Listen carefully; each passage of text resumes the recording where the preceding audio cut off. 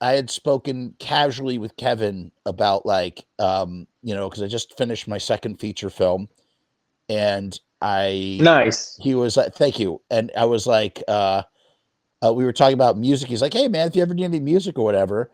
And I was like, I took him up on it. Cause again, like I love that. I love the collaboration. I went to my friend Bob. I was like, Bob, I need 15 seconds of something playing on a TV. Do you want to shoot something? You want to shoot some 15 seconds of madness? Because this guy Bob Rose, he creates madness. Just give me 15 seconds I can put on the TV. So Bob put something together. I said to Kevin, I was like, Kevin, I want you to basically re-engineer Danzig Black Acid Devil, the song. I want you to like cover it without actually covering it because I can't use the song legally. Yeah. So in like a night, Kevin's at first he's like, I don't know, man. I'm supposed to go play dates with Green Jello, and I was like, hey, listen, no. I was on a tight deadline. I was like, look, no pressure. Yeah, no pressure, man. If you could do it, you could do it. If you can't, you can't. And like, without missing a beat, that dude friggin' the next day, he's like, here, how's this? And it's exactly what I wanted. It's Black Acid Devil without it actually being Black Acid Devil. It fit perfectly in the sequence that I needed it for. And it was great. It's just, I love that sort of shit. I love when that shit works together. So, it's just a great example of what you were saying about demoing or just doing something really creative in a very short period of time. Yes, the track is called Kevin's Danzig Party because Kevin wrote a song called Welcome to Kevin's Pity Party. It's Kevin's Danzig Party is the name of the song. I haven't listened to Black Acid Devil in like 20 years, so I'm kind of curious to go revisit it, but man, listen, everything after 4 is absolutely an acquired taste on some level. There are tracks here and there that shine through a lot of glut, but you can tell that the formula that made Danzig like epic was gone when he lost his backing band. Again, and Rick Rubin. He lost Rick Rubin. You have songs like on Danzig 777, I Lucifari. You have Kiss the Skull is a great song. Without Light I Am is a great song. I like I always say Wicked Pussycat. It's almost like Danzig doing either a Red Hot Chili Peppers song or like a rap. He's going, I like a bow now. I like a better. Pussy in a leather. It just sounds like Anthony Kiedis would be singing it. I can't. Oh my God. It's so funny, man. That same cadence, huh? The same cadence. You're right. Well, yeah, like a little like that alliteration or whatever. Friggin' Circle of Snakes has some good songs. That was a good one. Yeah. Skin Carver is a great song. Black Angel, White Angel is that's the best one. That's the best one. That's the best one on the thing. I would say that's the best Danzig song after anything off of Danzig 4. It's probably the best Danzig. I don't know if it'd be number one for me, but it is absolutely in the top 5. Yeah, it's great. It's great. It's really great. I mean, what's that one song off what's the latest one? Is it Death Red Savio? Is that what it's called? His last one he did? Death Red has some really good songs on it. But there's that one song goes dun dun dun dun dun dun dun dun over and over again. That stupid squeal. It's just hell. But the chorus for that song is fucking fantastic. It's like, this is good. But then you're talking about. Hold on. You're talking over and over. Revengeful. That's it. That's the one. Revengeful. Yeah. Has a great fucking chorus. It's like it takes you. It's like Tired of Being Alive. No. Hold on. There's Revengeful. There's also Hammer of the Gods. That's not the one. Okay, that's not the one. Hammer of the Gods is a good song too. Yeah, that one's cool. But Revengeful. Death Red Moon is a great song as well. Death Red Moon is pretty good. Yeah. That Revengeful one though, it has that shitty opening riff. It's so generic new metal. I know what you're talking about. Yeah. But the chorus is fantastic. It's like the intro for Pumpkinhead, Misfits, right? Yeah. It's like it had that really shitty intro. It's like, this sounds like he's singing out of tune, but then the rest of the song is fantastic. But yeah. I digress. We're gonna. Well, hold on. I'm curious to know this as well. Let's hear what your favorite Danzig album is and what your favorite song is. Oh, if you could pick one, pick 5. Give me your top 5 Danzig songs, and give me one album that you have to go. You know, for some reason, I always come back to Danzig 3 because I just like I like the mass majority of the songs, and it has Sistinus and How the Gods Kill. Love it. Awesome! One of my favorite Danzig songs, hands down. It's like when me and my wife got married, that was like one of the songs we slow danced to. It was a must. Oh my God, that's your wedding song. It's amazing. Yeah, it was a must. We had to. But my favorite Danzig song might be "Tired of Being Alive." That chorus is just like so fucking amazing, so good, dude. I love so amazing. Yeah, so amazing, so fucking amazing. But I like the production for How the Gods Kill. It's got that reverb. It's just buried in reverb and sounds really dark. What about do you like the? I always feel, and I'm saying this as a non-musician, I always feel like the mixing is flat on. Like it doesn't. There's not a lot of dynamic dimension, if that makes any sense, to Danzig 3, in my opinion. Maybe not on all the songs, or maybe I'm just so used to hearing those songs live. Mm-hmm. It just, when I listen to the record, it feels very flat. Is the only way I can describe it. Maybe it's really? Yeah, maybe it's like that. It's like how you can like listen to like a studio track of something. Cold Rain, yeah. That's a great song. You listen to a live song, and it has like a real, like it's got an energy, a rhythm, and then when you hear the studio version, it's like locked into like a slower studio tempo. Sure, they're playing to a metronome, so it's like less energy. Oh, maybe that's what it is. I don't know. I just feel like there's some sort of vibe like that on How the Gods Kill. I love all those songs, but I always just feel like I listen to the live version of Left Hand Black, and then I listen to it just doesn't have the same feel. Same balls.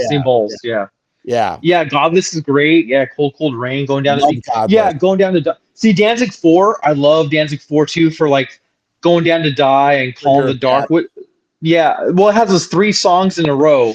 Going Down to Die, Call in the Dark. I Don't Mind the Pain is on there as well. It's on there as well, yeah. But there's like 3 songs in a row that whenever I'm in the car, I'm going to listen to those 3. I don't know what the sequencing of it, but. Hey, babe, what's the name of it? It was Going Down to Die, Call in the Dark, and not Sistinus. It's on Danzig 4. Oh, Danzig 4, Going Down to Die. She's trying to remember. But yeah, it's those 3 songs in that sequence. It's just like, oh man, it's like fucking heaven, those 3 songs. Like, anyways, I still love Danzig 1. I think off Danzig 1, Possession is probably one of my favorite songs. Hands down, one of my favorite Danzig tracks. Yeah. Period. Just all those demon voices at the beginning are like fucking it's dark and sick, And you got the James Hetfield's backing vocals on it. It's really great. Right. No, it's Call in the Dark. What else? What did you say? There's 3 songs in a row. Going Down to Die, Call in the Dark, and what's the other one? Dominion. Yeah, Dominion. Gotcha. Yeah. Dominion. Fantastic. They're like power ballady, sort of dirgy. Yeah, yeah. Listen, again, you really can't go wrong. As like a cohesive album, like whole album, I'm always like Danzig 1 forever. Even though the first half of Danzig 2 is so formidable and so strong, just Long Way Back to Hell, Into Snakes of Christ, 777, Tired of Being Alive. Like, I mean, oh my God, there's so many great songs.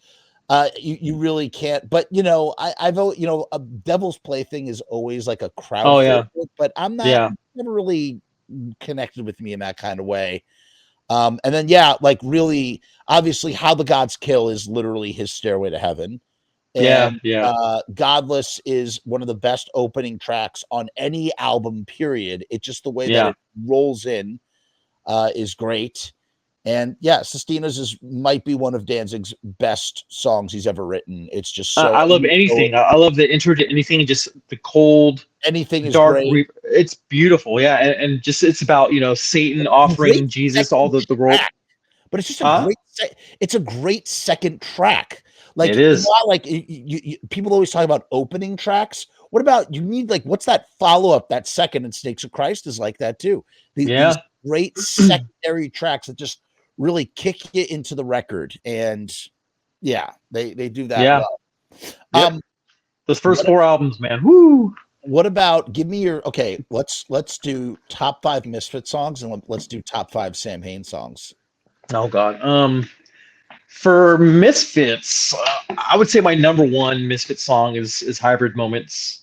I just love the chord progression and the way he harmonizes over it. It's just I hear it. I always get that nostalgic feeling when I first heard it when I was like 10 years old. I still feel the same way. It's timeless. It's fucking timeless. It's just beautiful. God, I remember Last Caress. I still love Last Caress. I heard Metallica's version first, and it took me forever. That's my first one. But I didn't hear it for like 5 years. I heard the Metallica version for years first, and then they finally released Collection 2. And I got it the day it came out. Right. I was like, just so I could hear Last Caress, and I was like, I was losing my shit. It was like, it was heaven. It was heaven. You bring up something that's kind of amazing, and we've talked about this on the channel. We talk about that notion that if you did not have a copy of Beware, if you did not hear a bootleg, if you didn't have like a bootleg of whatever, you couldn't hear it.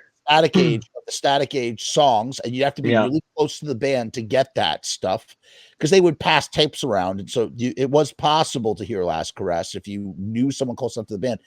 So if you didn't have Beware, if you didn't have one of those Static Age runoff tapes, you did not really. There was no way for you to hear Last Caress until 1995. Yeah. And I was what a notion. I was raised a Jehovah's Witness, so I didn't have access to like anybody in the underground, so like all the stuff I was listening to, like everybody at my church, nobody was into that kind of music, nobody at all. So I was like, may I ask out of curiosity, Jehovah's Witnesses, so is that stuff, is it like a straight up like I again, please forgive me, I don't understand how any of this stuff works. So is it like expressly like not allowed, or is it just like a frowned upon thing, or is it like a like tolerated, like the stuff like this, like listening to heavy metal? Because I know I'm assuming if you're not celebrating holidays and birthdays, then maybe you might not be allowed to listen to heavy metal music. Like, what's the deal with that? It's a heavy gray area, a heavy gray area. Got you. Okay. I remember one time I went to like Witnesses would always have like little gatherings. They're very communal. And so we went to a park, and I had my headphones on, and I'd bring my headphones down. Then I think the kids want to play football or something. I was like 15, sophomore in high school.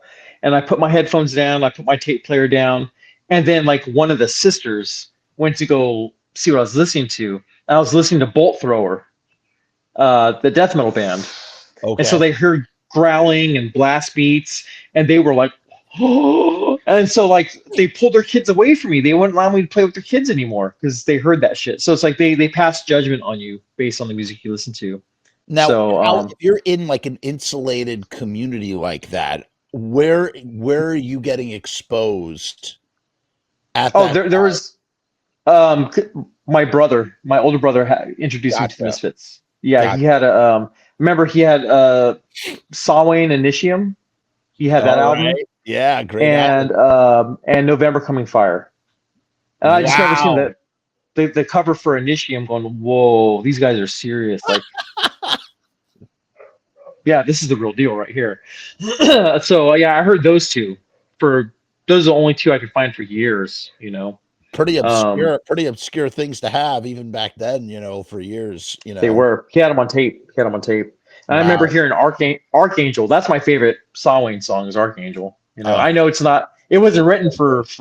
It was written for the damned, right? I think. You want to know something? If you listen to it with a certain ear, Archangel is a damn song. It's not like a Samhain song. Like you listen to Archangel and you're like, holy shit, this is written.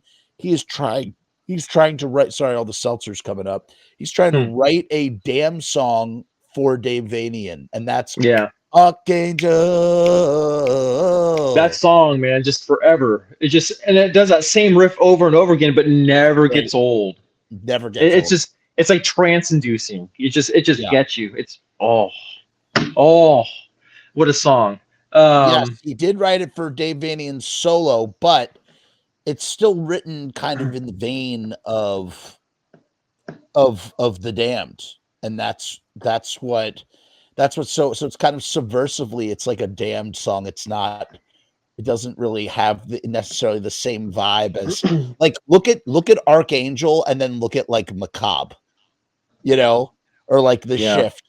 Like Archangel is very different from any other Samhain song. Period. It's so different. It really is. It really is. It's like probably probably the most like accessible in that kind of way, because a song like Radio Friendly End or Unholy Passion. No, they're alienating.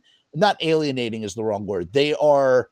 I guess they're unagreeable to the human ear. Like you listen, you're like, what the fuck? Like, where's the hook in that? But there is. It's there. You just you just have to be attuned into it, and that's what makes that band. So good, yeah.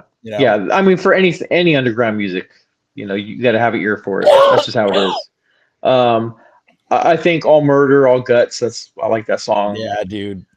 I like Diablos 88 as an intro. I thought that was really cool. You know what it always sounded like to me? It sounds like a Jeep commercial. Like you imagine the Jeep driving through like the terrain, and it's just going, yeah. That's funny.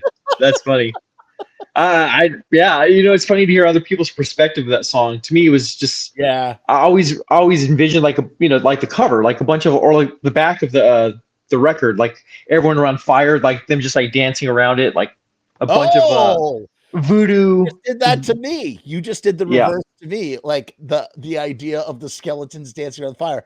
You just put that image into my head when you say that. And by the way, if anybody wants a sour cream T-shirt, it's in if you look at the description of this video, you will find that we have actually printed, because in November Coming Fire, sour cream. So I actually put November's Fire sour cream behind the flame.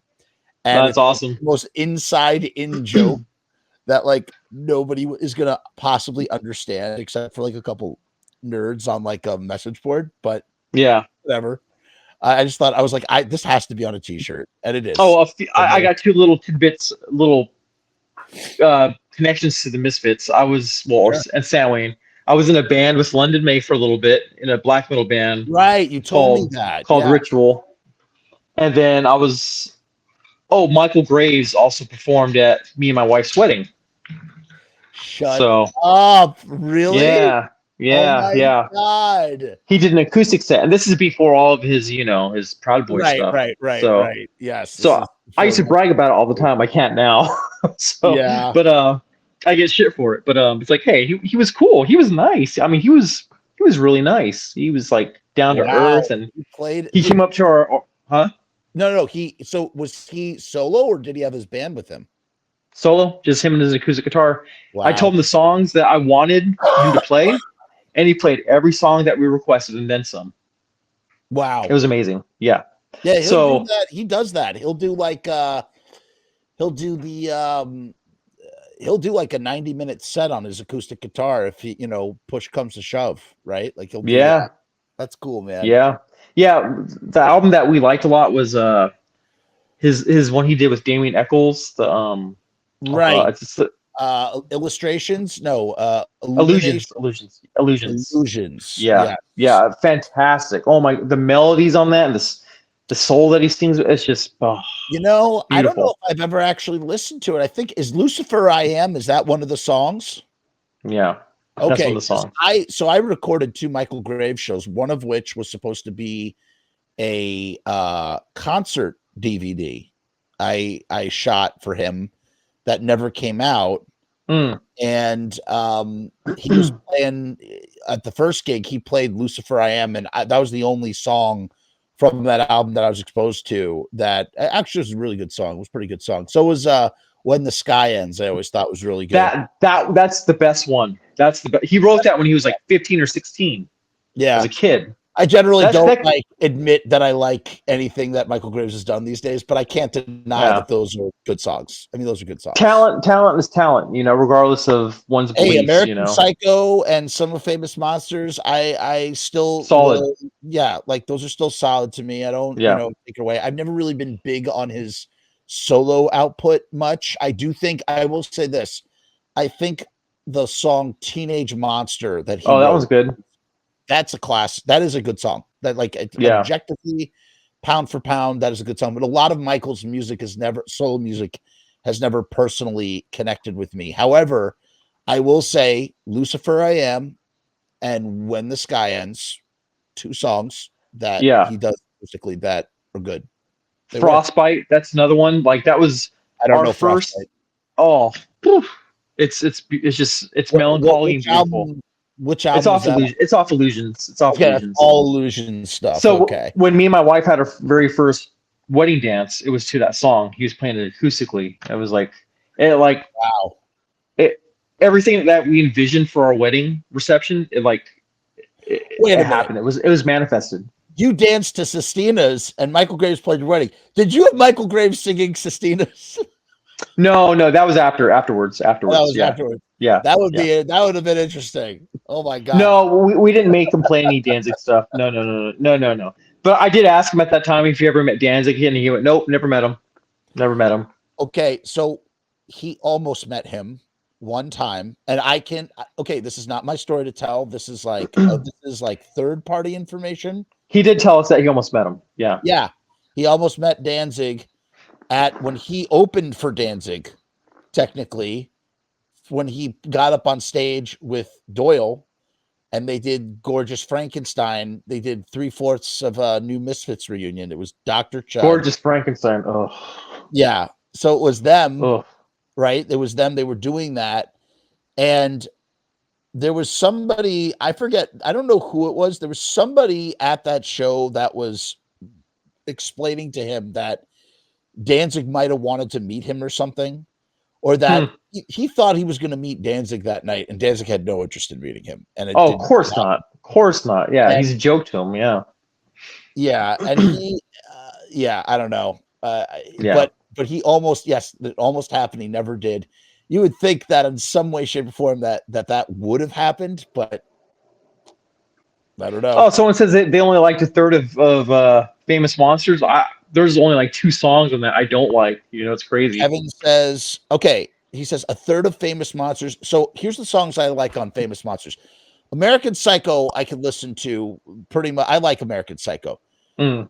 Famous Monsters is 50-50 for me. And here's why. Because they started doing this. They're starting to do this very metal-y sort of punk thing. Oh, right. Yeah. It's like very like Doyle's guitar is metal guitar. It's not. Yeah. It's like they're doing punk songs with a metal guitar. Yeah. So Famous Monsters. Metal delivery. Yeah. Metal delivery. That's a great way to put it. So, by the way, I have to wrap this up because my voice is dying, and it's we're past 2 hours. But man, I love this talk. Oh, listen. You'll come back. You'll come back for a top 5 or something. We do top 5 right. here. We'll have you back on, Andy. This is so much fun. I really enjoyed And Pineapple Pizza is very punk rock because it's the most offensive to everybody. I love that you just said that. Wait, you have to answer that question. Hold on. Wait. Famous Monsters. Crawling Eye is fun. Fantastic. That's fantastic. Yeah. Forbidden Zone. I really like Forbidden Zone. Yeah. I really like Lost in Space. That one's pretty good. I like Helena. Helena's like heavy metal though. Like it's like good. Heavy metal song. But I'm a metalhead. So for me, I understand why you would like that. It makes sense to me. Yeah. That's me. I am not from I am so not steeped in metal, and not that I don't like appreciate it. I'm sure I do, but like it's just not my thing. I'm a punk rocker through. Yeah. So that made that sort of alienated me a little bit from. Again, these are like sort of poppy, punky songs that have metal delivery. Yeah. What else is on there? 1 million years BC. That's a great song. 1 million years BC. What? Yeah. I barely even know it, man. I really don't like that. That song is so. I don't know, man. The lyrics are dumb, but like just the melody, the vocal melody. No, I mean, like I literally can't even sing it because I just never get that far into it. Like I cherry pick a couple of songs. I'll tell you this. A lot of people, we did a deep dive on Jerry Only's singing prowess and whatnot. And I got to tell you, I listened to Project 1950 with 22 ears. No, I got to tell you something. I have to tell you something. I listened to his new album, then I went back and listened to all of his other material because I wanted to hear. My earbuds are in. I can't plug my ears, but go ahead.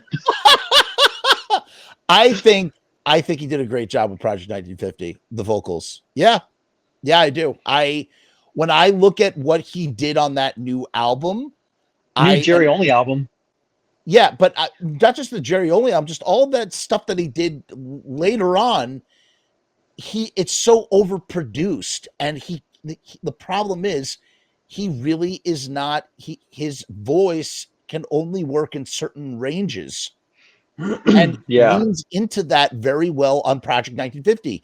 He's not trying to outdo what he can't sing on. He's trying to like magic moment. I hated that. Oh, but here's the thing: you hated it.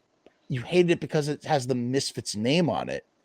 I hate it. I hate it because he sounds like a limp dick. Sounds terrible. But without the Misfits name, just this idea of a Jerry Only singing a bunch of 50 songs. I preferred that Jerry Only were to sing over Michael Graves because he's an original member, but he's not a good singer. Interesting. That's an interesting observation as well. Yes, I at the end of the day, Jerry Only's most suited for backing vocals, and he does a great job at backing vocals. Yes, he does. Where his strength is. Yeah. He has, for whatever reason, he's super stubborn. He's like, I'm just going to sing in all of these registers that I have no business singing in. And if you listen to, I listened to Project 950 and I listened to The Day the Earth Caught Fire, which is the other one he did. Yeah. And his vocals were honest. He wasn't trying to he's just going, Jerry Only. Like he's just like doing his thing. And I'm like, all right, I'm down with this. Cause that's I saw him, it was like 2002, maybe around there. I saw them maybe 2001 even. God, it was with Marky Ramone was on drums, Dee Ramone was on bass, Dez was on guitar. So it was like a Misfits, Black Flag, Ramones set show. And it was like they got together the night before and jammed. It was fucking god awful. And Jerry Only was saying, collect pictures of little girls and hang them on my wall. I'm like, oh, dude, stop. Fucking stop. You know what he did? You know what he did in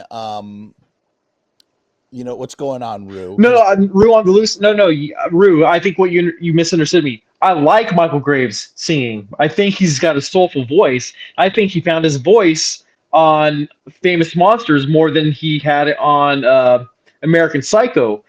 But I'm saying, like, if I didn't know anything about Michael Graves and I only knew about Jerry Only, and they said, who do you want to sing, this guy or this guy? I would have chose Jerry Only because he was an original member. But after hearing Michael Graves, I prefer Graves over Jerry Only. I hate Project 1950. And what's the other one? The Devil's Reign? Oh, that's an abomination. Listen, if I have to pick between Jerry Only and Michael Graves, I'm going to pick Michael Graves. Yeah. Obviously.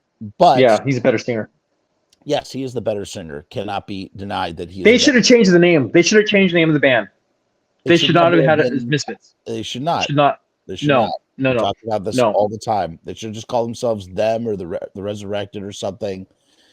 Something. Famous Monsters even. It could have been Famous Monsters. They toyed with that idea. It was going to be Them. Yeah, right, Kevin. It was going to be Them, or it was going to be Famous Monsters, or it was going to be Dead King's Rise.